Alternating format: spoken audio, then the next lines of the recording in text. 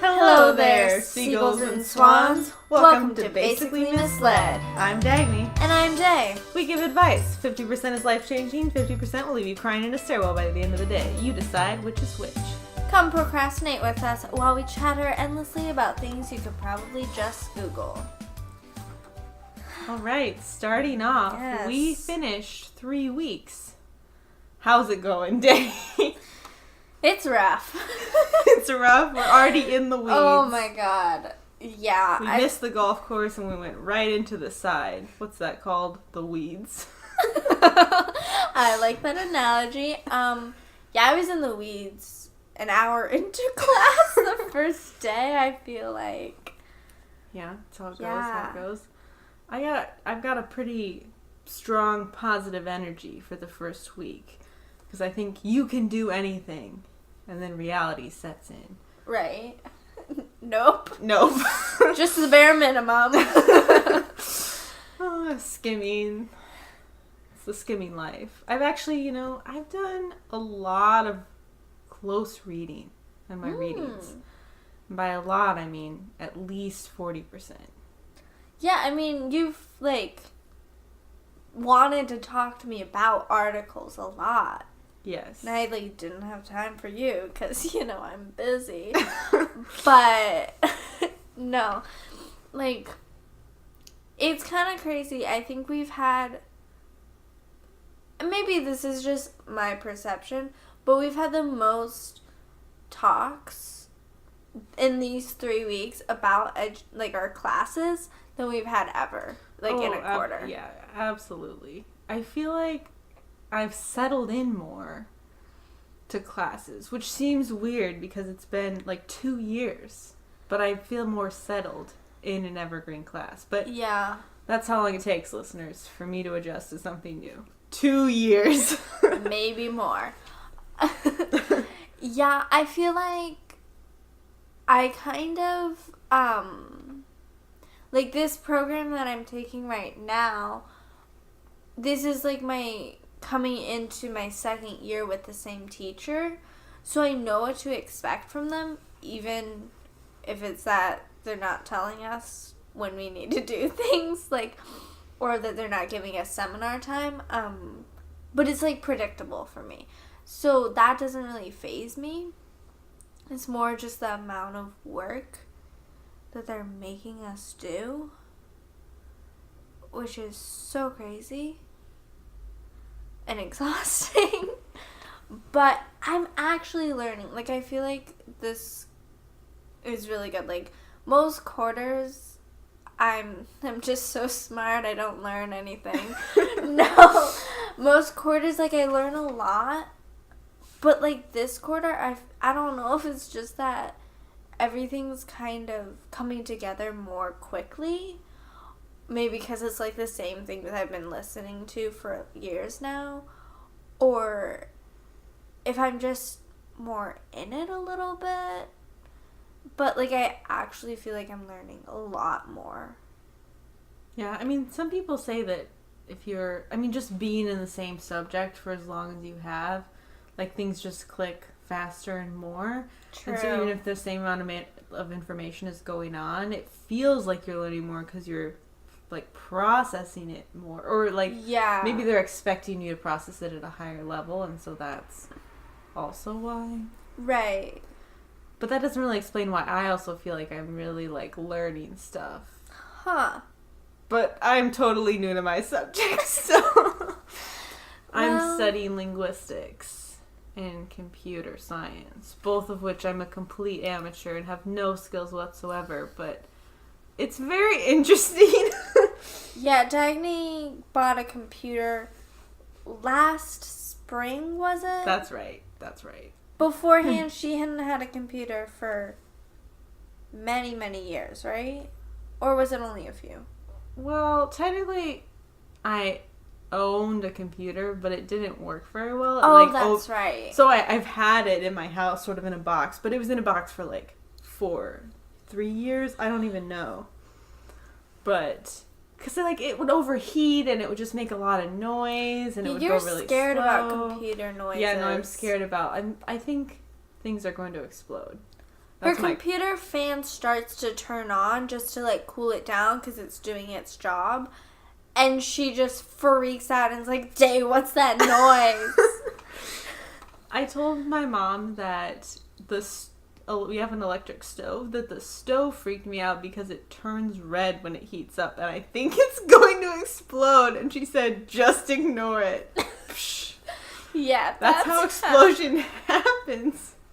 Right. That's how an explosion will happen. First it's going to be my car, then our stove, then my computer. The only thing I trust is my phone. I trust my phone wholeheartedly, even though it's full of Google, and Google may be our next dictator. Yeah. See, it's funny you say you trust your phone, because I was ticking off with you, you know, and the fourth thing I was going to say your phone. You think I don't trust my phone? No, I do. I just think your phone will deceive you and it will actually explode in your hand in 4 to 6 months. I don't know. My phone could probably explode, cause me physical harm, and, like, cackle in an evil voice. And I would just say, oh, you poor baby, having a rough day. I just trust it. That's what love is. I didn't know you loved it that much. That's what love is. Huh. Okay. Yeah. What do you love like that day? I can think of a couple things. No. I can't think of anything. Dagny, I don't love. You don't love? No. You're cold-hearted, huh? My animals. Your animals. Oh. Emmy, Sacagawea, they could hate me forever. I'd still love them. That's such a truthful, wholesome answer. It's disgusting. I'm sorry. Back to me having no heart. That's right. Yeah. Although no, because I need to pet your dog. So. Too late. It's good for me if you have feelings for your dog. Yeah. I guess that's true. I'm all about the benefits of this friendship. I get a lot of benefits. The way you say benefits, it makes me wonder what benefits. Well, obviously, the dog. That's it. The only benefit. I mean, I've got a list. It's not important for the listeners to know about. Okay, we'll talk after. That's one of the important things I've just learned. Dagny has a list. No. I have a list about everything, and even if I don't have a list, having a list is something on my list of things that I'll lie about, so I absolutely will have a list about everything. This is a little off topic, but I think this shows us as individuals really well. Dagny and I both kept tiny little notebooks as children where we wrote in them. Now, Dagny's had things about social things, like people in her class who she may or may not have liked. She talked about math class a little bit. They did some, I forget what it's called now. It's like a pre-calc thing. No, you're not in pre-calc. I don't know what you're talking about. You did, starts with an S. Someone knows what I'm talking about. It's like pre-algebra stuff. Anyways, she kept like a notebook with a bunch of like little things written in it. Lists. She had lists about if she should read, and then reading is really bad for you. Don't read. I was recently home and I found one of my notebooks. Literally, it looks so similar. It's not even funny how similar this notebook looked to the notebooks I have. Also, what I had in them is I had like code. I had a code name you had for some girl who I don't know who she was, because like that's how my codes are. Right. I can't understand them years later. And like quotes that she had said, and like information about this girl. Yeah. With a lot of question marks. A lot. But anyways, so that's Dagny's notebook. That's my notebook. That's who she is. Now who I am. This entire notebook. Now, okay, I don't know when you were writing. You were writing in 2012. Mine was a little bit later. Because mine was... This, I think, was written when I was a sophomore. So, like, 2014. I wrote out the list of classes that I should take for junior year, and then the list of classes I should take for senior year. And, like, it was all about, like, if I'm getting a good enough grade and, like, if I'm, like, how I'm able to get all of my requirements in and take classes that I want to take. Basically, what you should get out of this is, Day was a good student. I was not. I just observed people socially while remaining on the outside. Yeah, I'm pretty sure I also had written in there, though, like, a bunch of things where I just called people bitches. Yeah, So- you've had some, like, very upset writings as a child. Oh, yeah. You called people out majorly. And you had that painting with a bunch of, it was like this painting of a heart with many mean words written on it. So, yeah, and they were supposed to also be, like, cuts in the heart. So, that was for a school project, freshman year, where we had to create some sort of, like, art or writing, I think, about, like, bullies and stuff like that. And so, yeah, I was shocked by some of the words I wrote on there. I know. But that's just because books were in it with my head. Books? That's what you blame? Yes. I was a dark child. Why? Books. Absolutely. Yeah. Uh-huh. But I think, like, yeah, I had some rude writings. But, yeah, that piece of art, it's actually one of my favorites because of how dark it is. That's also me, though. One of my best paintings. I did it. Well, I don't know if it's the best, but it's the one that I like the best. If not my favorite, at least in the top 5. Mm-hmm. Is, like, this painting that I did when I was, like, in a really depressed mood. And the painting is really, even though you can't really tell by looking at it, but it's really just, like, a small seed of hope just being crushed by all of these different emotions and outside things. Wow. And it's, like, barely growing along. But the whole rest of the painting is just majorly dark. I want to see that. It's in Reno. I think I Okay. showed it to you, but it's, like, Oh.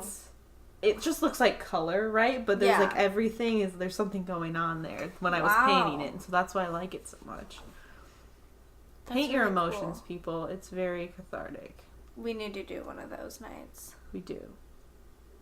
Get some artwork in this house. We do. We need artwork in this class. Send artwork to our address and we'll hang it up. Here's our address. Oh, wait. Shouldn't reveal it in public. Never mind. Just, like, private message us on any platform. Yeah, or ask You know? around Evergreen, Somebody must have heard of us. Oh, yeah. Someone. Not our podcast, but us. Maybe they'll know about Day. Go to the bookstore. Day loves going to the bookstore. Yes, someone at the bookstore will know my address. It's because she always goes there to buy her books. Yes. My books, my pens, my notebooks, my food, my drinks, my headphones. They have cheap headphones, people, and they work for a while. I buy my pens there, but I'm such a loner, and of course nobody there knows me. Oh, no, she won't talk to the employees No. there. That's how you get to know them. Mm-hmm. Yeah. I should be writing this down. How to get to know people. Talk to them. First step. First step. The first step Speak. is make subtle eye contact with them. Smile a little bit. Run away. But the next time, make stronger eye contact and run away. So, I have this really good move that I think might apply to this situation. Okay, it's where you stand kind of behind a shelf. Now, if the shelf is too short, no problem. Just squat down so you're covered by it. And you peek around behind the shelf at a specific person until they see you. And then you go back. Okay. Yeah. Now, when you go back, Do you then peek out the other side and look at them? Oh no, you peek out the same side. Oh, the same side. So it's clear that somebody is in your gaze. Now, do you think this would work well on a gentleman I was interested in? Oh, I guess it depends. If you have a lot of like core strength, so your peek around really shows like a fluid movement, like a control of your body that you know the gentlemen love. Oh, okay. See, I thought you were just gonna mean I need to like stick my boobs out. Oh. Show some cleavage. I mean, some people might be into that. But also, that core strength, you know? Maneuvering, yeah. No. I mean, boobs are like, most females have boobs. They're lumps of fat. But do all females have core strength? No. Yes. Well, no. no. They don't have strong Better core question. strength. Out of all the females with core strength, can all of them display it in a way that the gentlemen find appealing? Ooh. Or the ladies? Yeah. The ladies like the core strength as well. Oh, yeah. Of course, I've never met a lady that likes the core strength. But I I've never met a gentleman strength of either. a gentleman. There you go. Really, I just like the arm strength. Do you like the arm strength or the arms appearing strong? Or both? Both, because they can't just look pretty. They gotta hold me up. I guess that's true. Well, if you had to pick one, which one would it be? Looking super weak, but actually being really strong. Yeah. Yeah, that's the one you pick. And they can be scrawny. Yeah. It don't matter to me. My interest is not based solely on looks. It's about performance as well. I got And vocal structure. Well, let's switch this around. Now, Okay. just imagine a performance of a gentleman peeking around a shelf. Now, you may think that sounds pretty easy to do, but most gentlemen are taller, so they'd have to bend down a lot lower height to hide around the shelf, it's gotta have more core strength if you're bending and leaning to the side. That's impressive. To be honest, I would be very weirded out by it. But if he kept doing it, maybe, I'd get into it. Now, you say it might be weird, but just let me know. Is there a type of hat a gentleman could wear that would seem less weird if he was doing this? No, I think a hat would make him weirder, Dagny. Alright, no hat, guys. Don't take advice. I mean, like, a nice baseball cap might look good. It wouldn't be so good if it fell off during this maneuver, though. No. It'd have to be strategically placed / glued to head in order to not fall off. Nothing sexier than a glued on baseball. Yeah. Like, just make it slightly crooked, you know? And whoo! Just Never glue coming it only off. to your hair, so as your hair grows out, the baseball hat also grows up. Now, in this scenario, the guy's hair grows up, because I was thinking the hair would grow down. I don't know how a guy's hair works, Day. I'm a lesbian. Okay, well, let me educate you on this. Most times you see the guy's hair, like, up, it's with gel. Okay, but If I'm they're a thinking typical, that like, white if it's boy. glued into the hat, it can't go down because it's on a hat. No, I feel like it would just, like, okay, So it would just just, like, flop. stay there. So the hat wouldn't move, you're saying? Yeah. You could pull it up, and the hair would come up. But, like...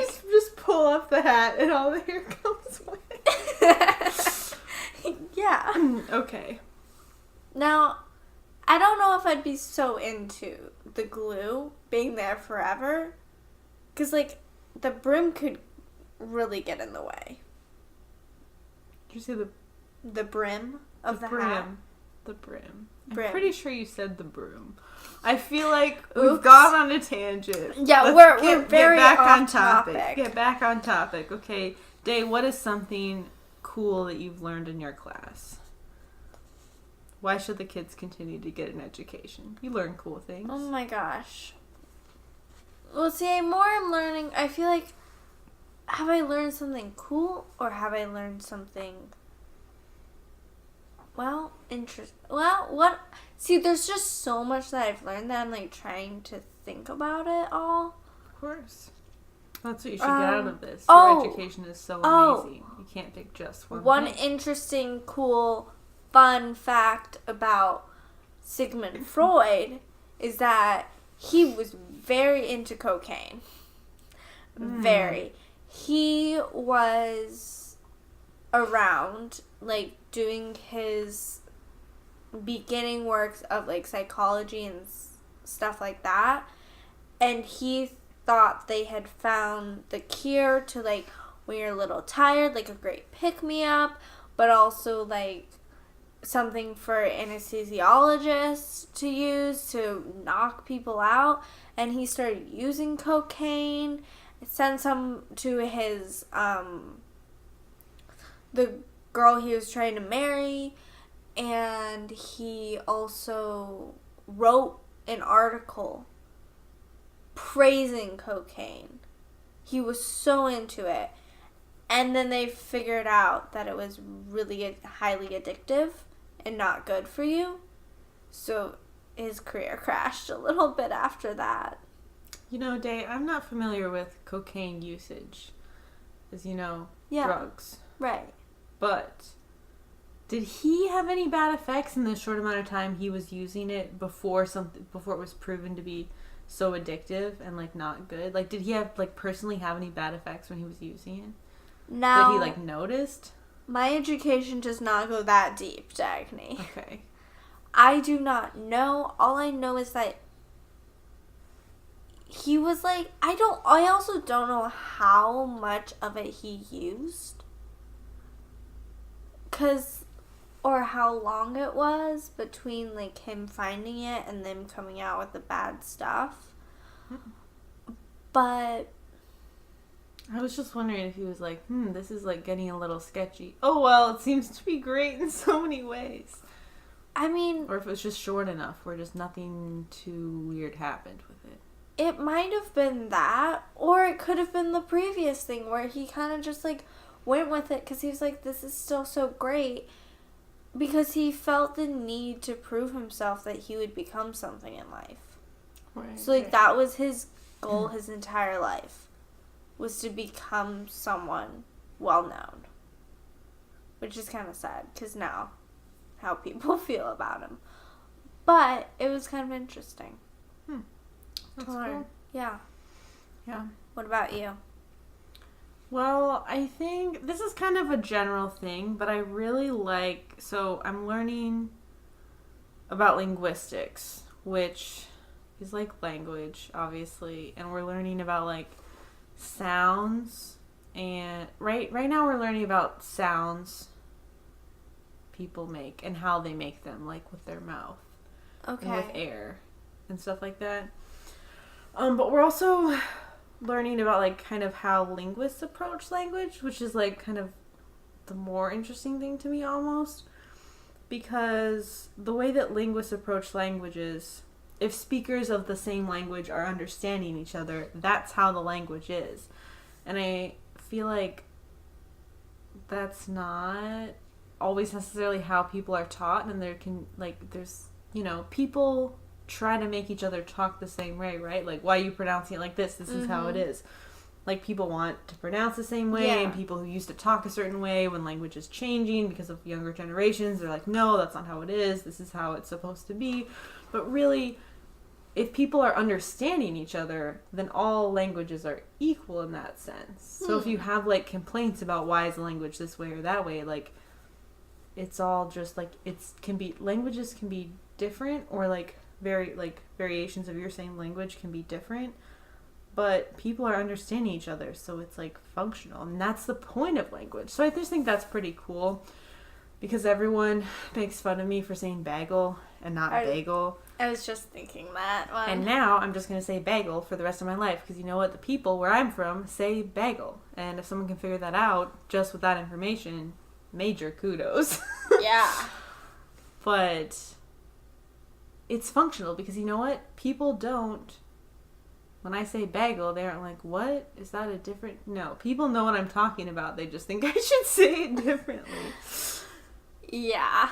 But it's but it's also cool, because it's just like, it's very interesting, because speech is not really reflected in our written language, and so learning about how that's like expressed in written language and how that changes, I don't know, it's cool. And it's also, I like learning about speech that isn't like, it's not something trying to control your speech, like speak this way, this is the right way to speak. Mm-hmm. Because linguists just want to know how people are speaking, because that is the way they're doing it, so it's the right way. Also, this is kind of a mind-bending thing, is learning about how the sounds that we make are different from how we write things. Like, say the word tree. Tree. Like tree. Tree. It turns out that the sound that we pronounce in tree is not a T sound. It's really more of a CH sound. Huh. Mind bending. You have to like try it yourself. You're like, no, I must say it with like a tree sound. Tree. But like, what's another T word? Like, it's tree. Tree. Tree. It's not tree. Tree. That would be tree. With the T sound is like tree. But it's tree. That's so weird. It's so weird, right? Whoa. Because like taught, that's like a T sound. Yeah. Taught. It's not tree. Tree.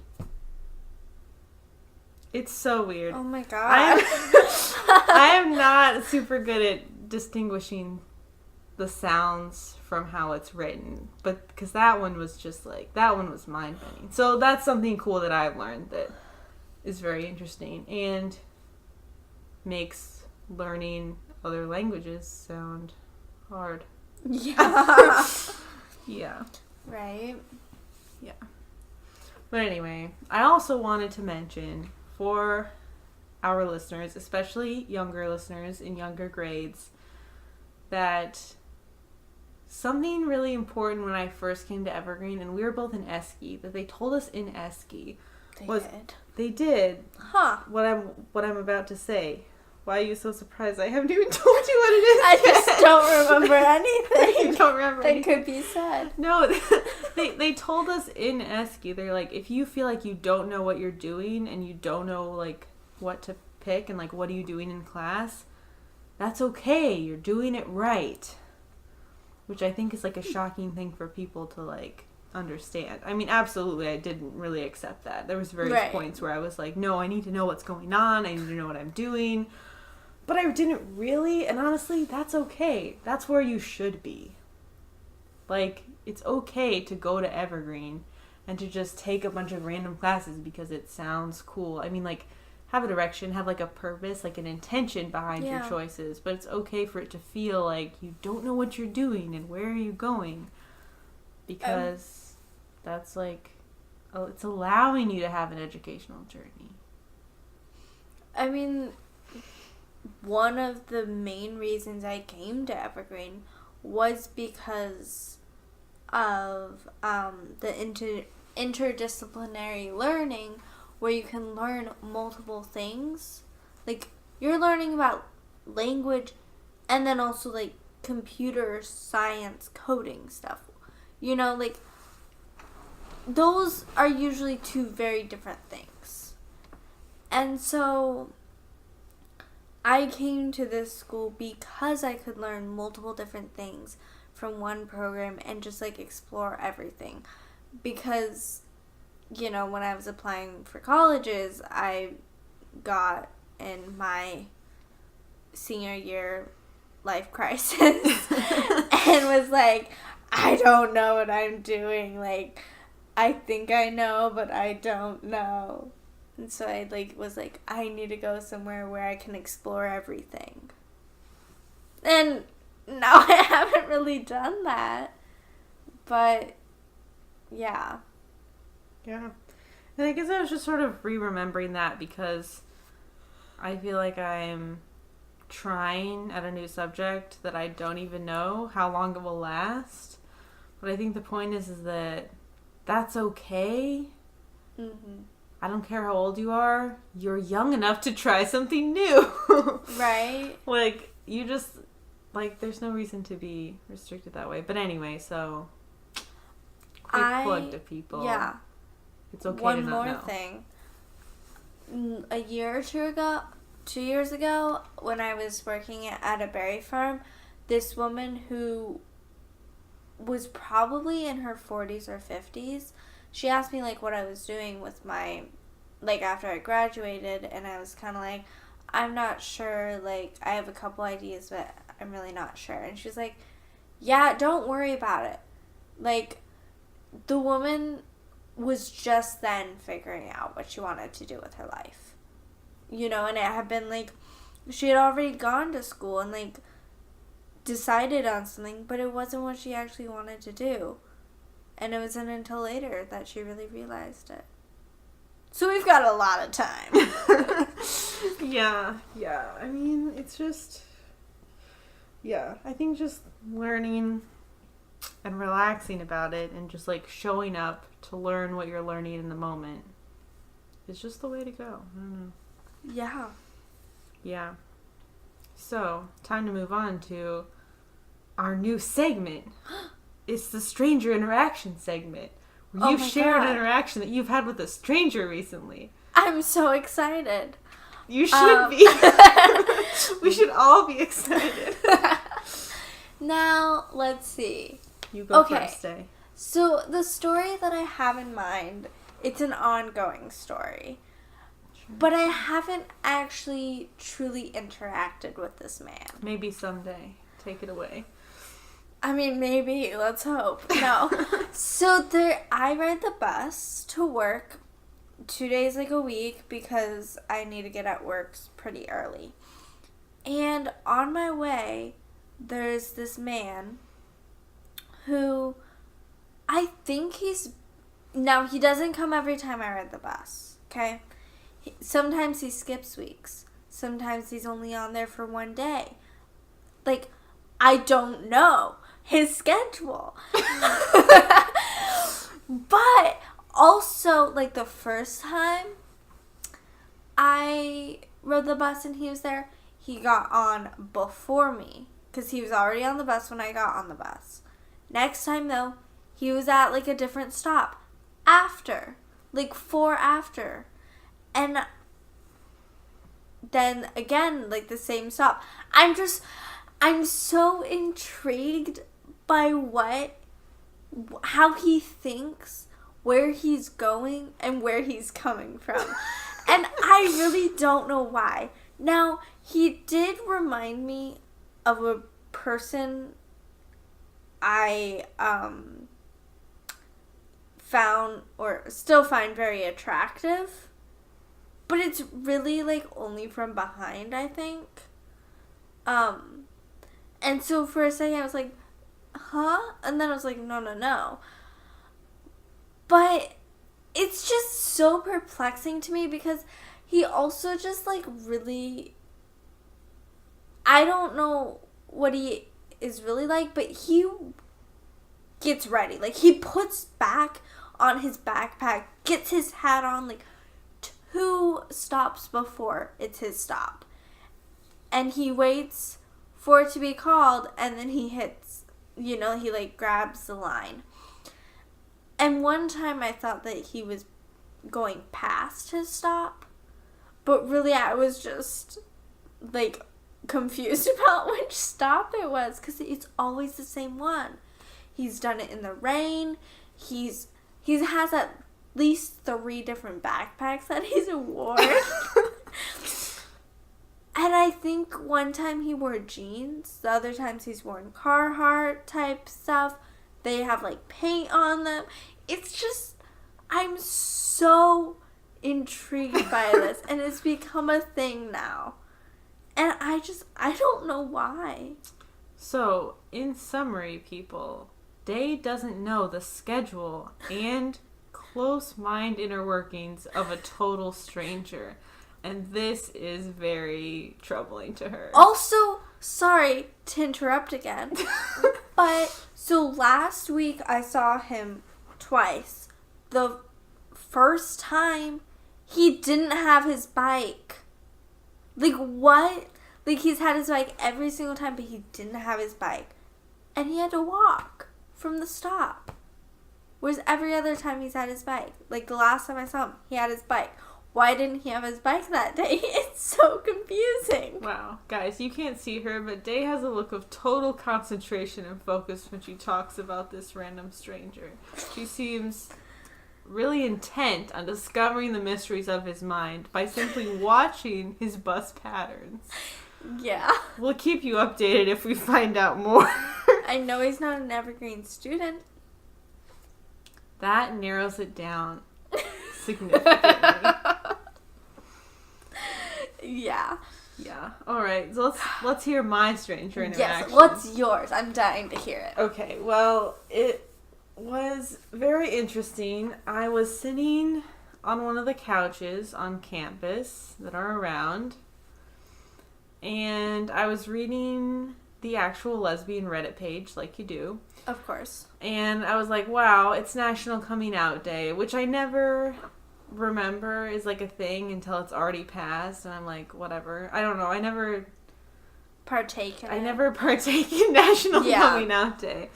So I was like, yeah. And so, but this lady comes and sits next to me, and I was like, wow, bold. I usually won't sit next to strangers on a couch, so I'm like, you, go you. And she asked me if I have a boyfriend because everyone that she seems to know wants a boyfriend. And I'm like, sure. Like, I don't necessarily feel the need to tell everyone about my personal life, but I'm like, why not? Why not? It was National Coming Out Day, like, whatever. And so I'm like, no, I don't need a boyfriend. I have a girlfriend. Like, and so, and then she just kind of kept looking at me, so I was like, so I don't need a boyfriend. In case that wasn't clear. But her direct question right after me saying that was, do you see your girlfriend as a sex object? That's right. And I was just sort of like, what? But then I just sort of went for it because apparently I tell strangers a lot of information. And I was like, no, we both actually identify as asexual, so I think of her more as my romantic partner, which, looking back, honestly, was like a great response. Like, yeah. Great. That was like, it was very quick, and I was just like, no. Good job. And this sounds terrible, but I think what she was really asking was, is this, like, I think she was asking if we were dating, because she was older, and so I think she was like, I don't, like, some people use, like, oh, it's like your girlfriends, you know, like, friends. And so I think she was like, is this person a friend? But the way she phrased it was just crazy. Yeah. I don't think it's ever appropriate to ask anyone if they see anyone as a sex object. And honestly, the people who do are probably not going to tell you the truth. Pro tip, I can't imagine anyone who would. Right. But so that happened, and then I talked to this lady for like 25 minutes before I had to go to class. And during class, I just kept going back to it. I'm like, why did she ask me that? Because it was weird. But I think she was just, I mean, she was honestly like she was pretty nice, but she did feel the need to tell me at least 3 times after I told her that she did not have sex with her girlfriends. She didn't do that for sure. And I was like, okay. Yeah. That's good for you. Glad you know where you stand. I don't have sex with my friends either, so. Right. It's great for everyone. Yeah, but she was a really interesting person because she it's like she just started talking to me a lot, which doesn't really happen to me a lot. I don't know if it's a vibe I give off, but people don't usually just come up and start chatting. I get a lot of those. So maybe it's a vibe that I'm giving off. But she was telling me about how people like, shouldn't feel bad for, or shouldn't feel bad about, like some people just want to go to school and, like, then go home and, like, chill. And she's like, and that's okay. People shouldn't be forced to, like, participate in activities and a lot. And I was like, I totally feel the same way. But it actually got me thinking, like, I do feel guilty for not participating more about, like, in events on campus. Because there's so many events, and, like, I don't know, there's, like, the whole student gathering thing. Oh, I should have more information about this. But somebody came to our class and was like, hey, there's this meeting where representatives from each class can go to this sort of... Really? Yeah. Huh. It's a thing. It's as a way to spread information throughout the programs at Evergreen. Okay. Anyway, and I was like, man, like, participation, and they have all these events, you know, but I don't go to those. There's, like, stuff, and I'm kind of like, but you know what? I just do better spending a lot of time by myself. Right. With my friends also, but I don't really need to go to a lot of events, and that's okay.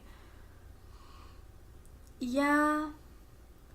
I don't go to events either, but for me, it's more just like, I guess I justify it by the fact that I'm already so busy and have so much going on that I don't have time to, like, even think about the events that are happening. Like, we get the emails about what's happening every single week, and I'm like, oh, I'm busy for that.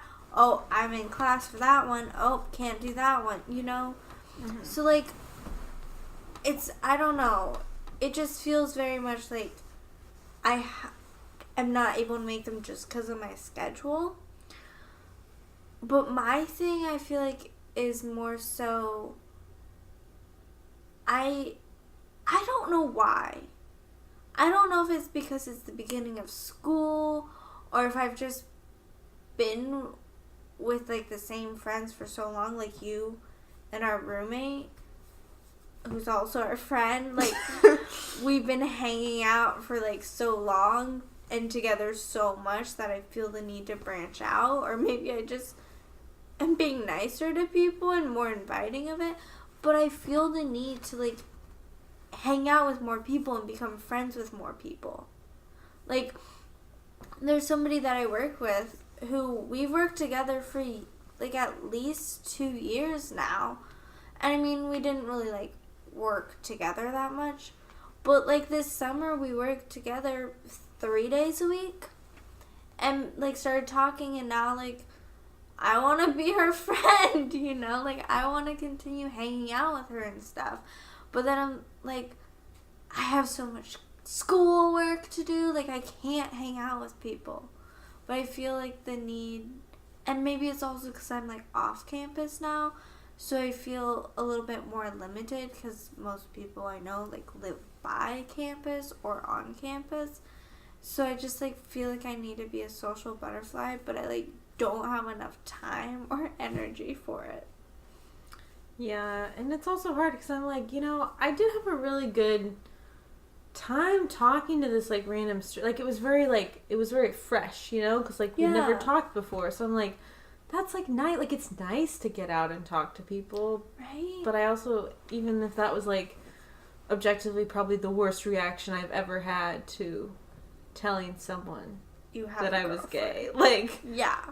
Do you see your girlfriend as a sex object? I don't even know. Like, it's just bizarre. It's a bizarre question to ask someone. When you text me that a woman had asked you that, my only thing was, like I sent you back a laughing, like, koala sticker. I know. Because I was like, that is so hilarious.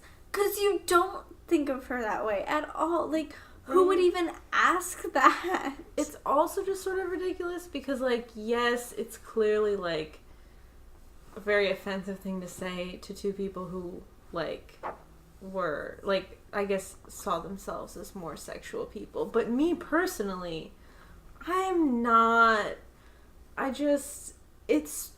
I don't think I've ever seen anyone in my life as a sex object.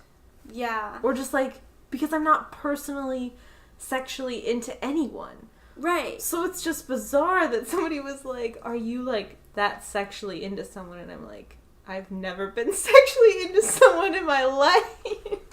It's just crazy. So I think that's why I was like, she didn't, I'm not sure how she asked a question like that in a way that I didn't feel really defensive at all. I was just sort of like, lady, you're way off the mark. Yeah. This is not me at all. Gosh. I know. She just asks the darnest things sometimes. I know who Dagny talked to, I'm pretty sure, because she comes into where I work a lot. And it's just, yeah, always interesting interactions. Yeah. Yeah. She was very, like, complimentary of me, though. Oh. She was like, she told me that I looked like someone who, like, had it together. And I was like, that's so nice. It's literally so nice. You think I have stuff together? That's amazing. Oh my gosh, right? Yeah. So, also she said I looked independent. Oh wow. And she just seemed to genuinely want me to have a good day when I left. Aww. So. She seems like a keeper. Talk to her again. Right? So, like, I don't know. Talking with other people is nice. Mm-hmm. And, like, it's not like I don't like that as an introvert. But to, like, plan some of these events just usually doesn't work out for me to go to them. Because even when I go to them, I'm, like, I'm expecting some sort of, like, value to get out of this for the amount of energy that's being drained. And usually the value just doesn't match the energy drained in, like, on-campus events. Right. It's just very difficult for me to, like, get enough value out of those to ever make it worth it. So, I don't know, maybe I should just try to talk to strangers more instead of going to events. But then that's also pressure to be less introverted. I know. How can we stay extremely introverted and talk to people?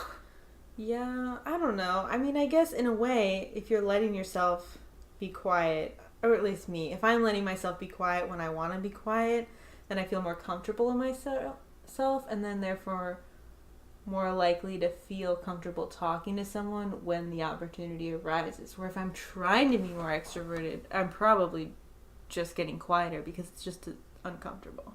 Yeah. So it's a struggle. But I think I kind of forgot to not feel guilty as an introvert if I need to just have a smaller social situation. Right. And I was feeling pressure. But now I'm sort of like, just let that pressure go. Just be yourself. That's the only way we want you to be, Dagny. Be yourself. Like with a B. Yeah. Like, you know, like a little save animal. the bees. Yeah. Yeah. 2 E's after that B. 2 E's after the B. It's important. All right, well, getting towards the end here, and I just want to say to everyone listening, you're doing a fantastic job with what you're doing in life right now. Oh, yeah. Even if you have no idea what it is you're doing in life. Even if you're doing a great job. Yes. Even if you don't know what the homework was and it's due in a few hours, you're doing a great job. Yeah. Even if you're using this podcast specifically to procrastinate, you're still doing a great job. Definitely doing a great job. Even if you didn't call your mom last week when you said you would have, you're doing a great job. Even if you've been dropping the ball, you're a great person and you're showing up and you are amazing. And if you feel slightly less amazing today, that's okay. But you will do amazing things in the future. Believe it. You heard it from us. We are one of those fortune-telling people. Mystic? We are Trelawney from Harry Potter. Oh, okay. Yep. We are half of a fictional character. One half each. just for temporarily to bring you this fortune that you're awesome. And you've got this, even if life is rough. Yeah. Go you. Go us. Go Harry Potter. Go everybody, fictional or non-fictional. That's right. Read some fan fiction. That always helps. Ooh, yeah. Okay. On that note, we will be ending our podcast with a question for our lovely listeners. Today's question: what's the weirdest stranger interaction you've had at Evergreen? No, legit. Message us this interaction. Oh yeah, comment down below, please. You can find us wherever you find this podcast and on YouTube on our channel, Basically Misled. If you have any questions you want us to answer on this show or stuff you want us to talk about, email us using the email below or comment. Oh, and our email is basicallymisled@gmail.com. Thanks for listening and good luck with your future endeavors.